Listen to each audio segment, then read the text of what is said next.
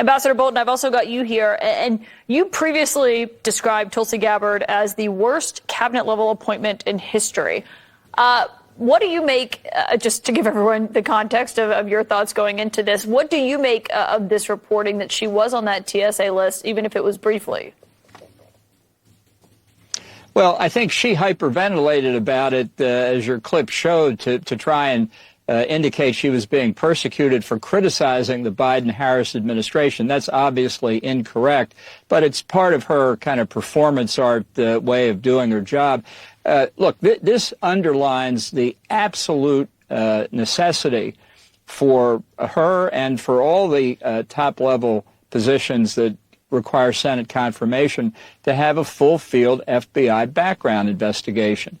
Now, we don't know exactly what Trump is going to do. He's given indications he's not going to submit the nominees to this FBI background check. And that's fine. He doesn't have to. I don't think there's any statutory requirement, but neither is there a requirement that the Senate confirm people who haven't gotten an FBI background check. This is not discriminatory against Tulsi Gabbard. Everybody ought to have one, particularly the Director of National Intelligence. Do you think Republican senators should feel comfortable voting on someone if they haven't had an FBI background check? No, I think it's an absolute prerequisite. And for those Republicans who might say, but Trump deserves his nominee, there will be a Democratic president again someday, and God knows who they will nominate. The FBI check is not a partisan device.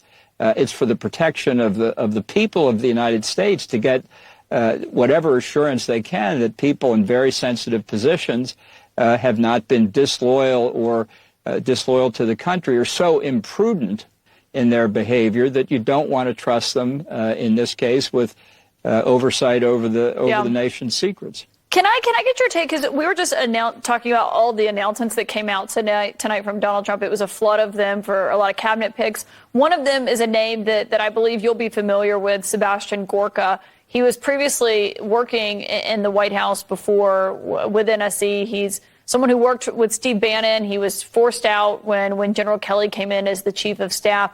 He has been named as a deputy assistant to the president and senior director for counterterrorism. What's your thought on that selection tonight?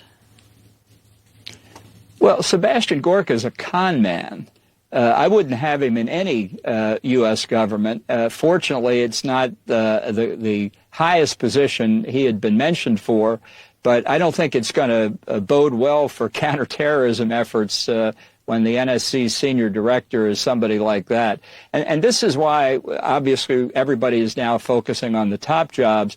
But the questions of who are the deputy secretaries, who are the undersecretaries, and so on, is also going to tell us a lot about who's actually running the government. What you called him a con man. Tell us why. Well, I tell you, he needs a full-field FBI background investigation about his educational claims and things like that. I think he is a perfect example of somebody who owes his position purely to Donald Trump. He doesn't display loyalty; he displays fealty, and that's what Trump wants. He doesn't want Gorka's opinions. He wants Gorka to say, yes, sir, and I am fully confident that's exactly what will happen, no matter what it is Trump says. I'm sure he will have a lot of thoughts on those comments from you. But on those top positions that you just mentioned, we saw the first cabinet pick for Trump withdraw yesterday. Matt Gaetz said his nomination was becoming a distraction. You tweeted after that, quote, "One down, more to follow." Do you think that there are other names that are going to withdraw that have been chosen by Donald Trump, and why? Or that will be defeated on the floor of the Senate. There are a lot of competitors to see who's as bad as Gaetz, who actually turned out to be the worst cabinet nominee in history. Tulsi Gabbard's now number 2. But I put the two of them in a class by themselves. There are others, Pete Hegseth for defense, who have come under fire. Tulsi Gabbard's threat to our national security really is a completely different level. And I think now that Gaetz has taken himself out of the race for AG, I think enormous amounts of attention have to be directed at Gabbard. Would you vote for any of these cabinet nominees so far? Well, I don't know a lot of them. I do think the president's entitled to deference, and I think disagreeing with their policy opinions is really not the function of the Senate. It's to look at competence, fitness, moral character to handle the job, and that is appropriate for the Senate. It's not. This is not.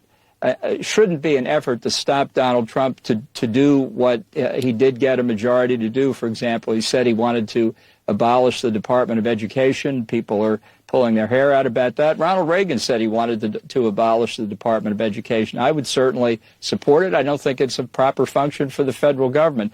That's different from the Trump retribution campaign against his adversaries that it looks like we'll see play out at the Department of Justice and other departments that could be have a role in that as well. Yeah, we're going to talk about that coming up. Ambassador Bolton, as always, thank you for your perspective.